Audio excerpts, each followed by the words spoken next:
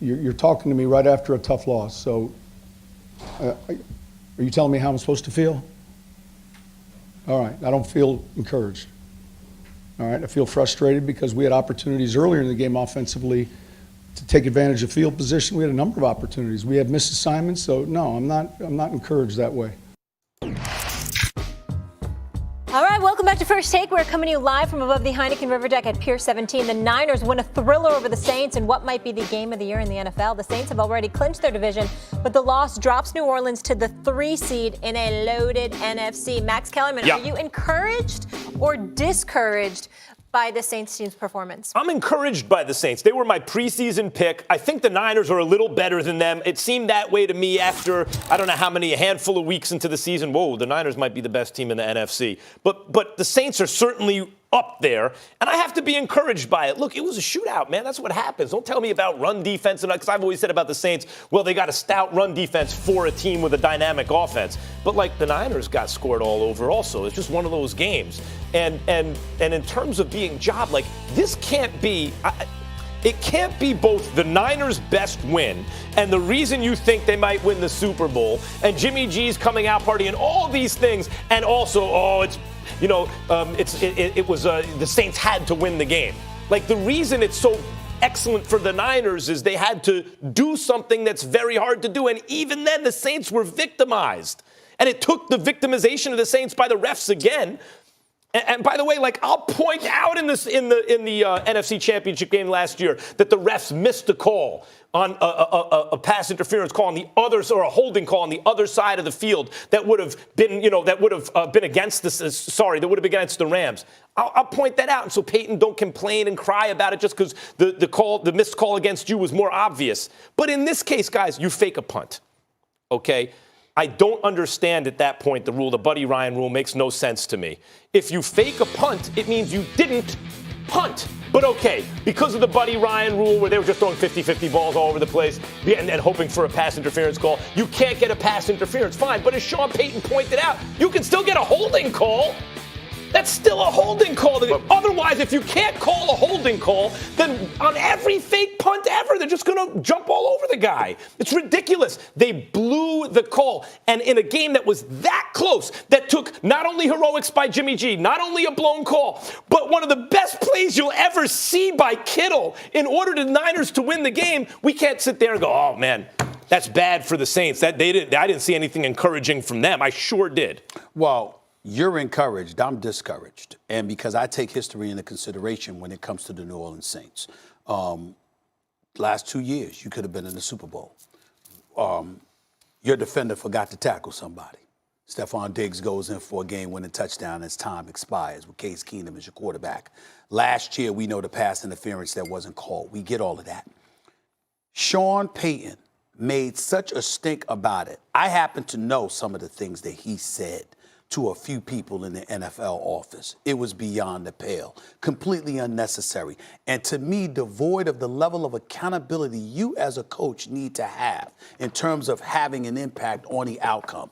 You understand that sometimes it can be a play here or there, particularly with a title on the line, where you can lose that. Let's go back to history. 2014, you're the 28th ranked defense. 2015, you're dead last defensively. 2016, you're 31st in the league before you upgraded to being 10th, and then you got to 14th, and now you're the 17th defense in the league. So even though they're better, they're going in the wrong direction. Why do we say they're better? Because they were so god-awful for so many years back in the day that we're relieved that they have somewhat of a defense now. So you take that into consideration. You also had Drew Brees since 2006, but you only been to one Super Bowl. And once again, here you are in front of the media. What do? That touchdown, 75-yard touchdown catch, Marcus, by Emmanuel Sanders. You had a defender there. Y'all were both pushing each other. He beat you.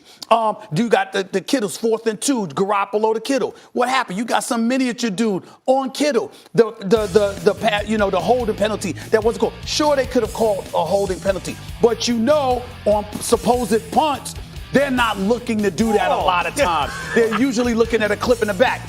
You, Sean Payton, a great coach, have been around too long not to know these things are possibilities and not to know things don't work in your direction all the time. So you plan accordingly. He hasn't. And once again, he comes across as somebody that's so willing to blame everyone else but himself. I do not understand that. I like the fact that you took it to the field, Stephen A., because that's where I'm at. Here's my thing. This is what I'm encouraged about. I'm encouraged that they were able to be in this game and they lost Jerry Cook. I don't think people are making a big enough plan of that. He was ripping the 49ers before he went out of the game with a concussion. They probably win if he stays in the game. They probably do. Probably. But when you think about where the Saints are, right, some people, I know a lot of people from Louisiana, they call it bad luck. All right. And to your point, Stephen A., I think it's a great way to look at it in a different way when you talk about the Minnesota situation of them giving up that touchdown. But last year, man, this team was gutted by a call. Like, let's just call it what it is. So this year, Sean Payton is scarred.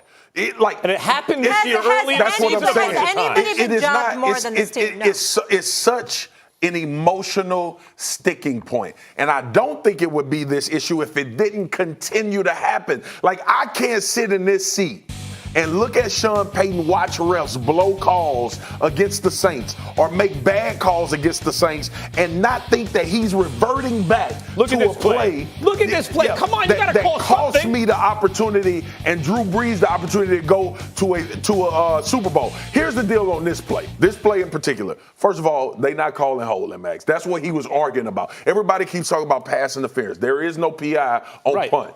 The holding call that Sean Payton was asking for, they never call it because they are thinking that the gunner. Look at this. It's bad. If there's not a penalty on that play, never fake a punt. You're not allowed to fake a punt.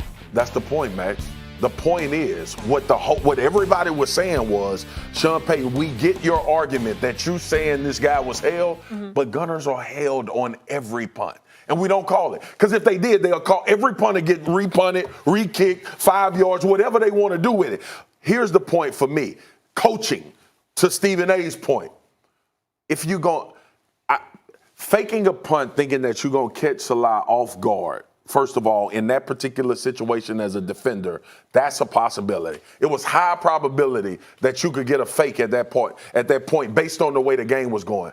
Like, Sean, just put your Hall of Famer out there. Who's been ripping. If you're trying to convert a fourth down, put your Hall of Famer out there and see if they can convert a first down and make a play instead of doing that. But what I'm saying about this play, and they got to change this rule. I understand why it's there, but it's an idiotic rule. If you fake a punt, it's not a punt. Like, I'm sorry that there were a lot of weird plays going on once upon a time where you're looking for PI, but if that can happen, then you just never fake a punt. Yeah, we got to go. At the end of the day, we talked about Clemson, Dabo speaking through the media. He's also speaking through the media like, hey, you better not do this for me. It's a loaded NFC. We know that for sure. Moving forward in the playoffs. More to come, guys, on First Take. Where has this Rams team been all season? Are they now a contender in a loaded NFC? We'll debate that after the break.